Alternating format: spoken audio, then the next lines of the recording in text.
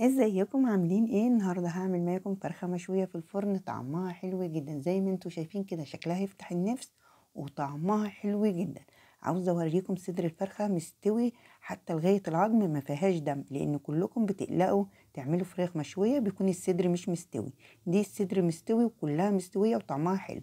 جبت فرخه 2 كيلو وغسلتها كويس جدا، روقت عليها كده وسبتها في المحلول الملح لمدة ساعتين، وبعد ساعتين حطيتها في المصفى صفت المية، وبعد كده عملت فيها 6 فتحات زي ما انتوا شايفين. اركنيها على جنب وتعالوا نشوف هنعمل ايه كمان.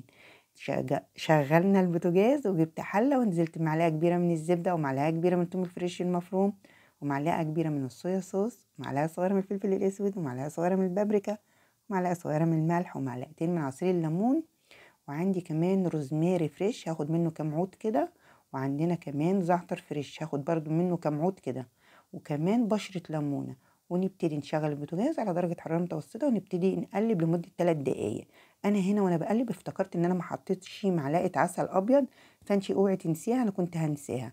فحطيت معلقة كبيرة مليانة من العسل الابيض وابتديت اقلب لمدة 3 دقايق. بعد كده القوام هيتقل معايا، هطفي البوتاجاز على طول وابتدي اصفي الجليز ده من الاعشاب.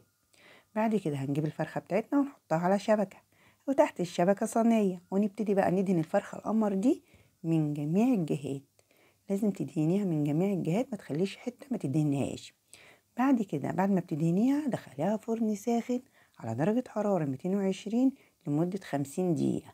هي بتاخد من 50 دقيقة ل60 دقيقة. وبعد كده خرجيها بعد ربع ساعة، دهنيها بالجليز، وبعد كده دخليها تاني، وبعد كده طلعيها ودهنيها بالجليز. يعني أنا دهنتها مرتين، يعني دخلتها الفرن وطلعتها دهنتها بالجليز ودخلتها تاني. بعد 50 دقيقة بالظبط طلعت الفرخة القمر، ريحتها حلوة جدا صدقوني. الأعشاب اللي احنا حطيناها والجليد اللي دهنا بيه الفرخة مخلي ريحتها حلوة جدا وطعمها بجد حكاية. الفيديو كامل هتلاقوه على القناة، ويلا جربوها وبألف هنا. معاكم ليلى من قناة مطبخ بألف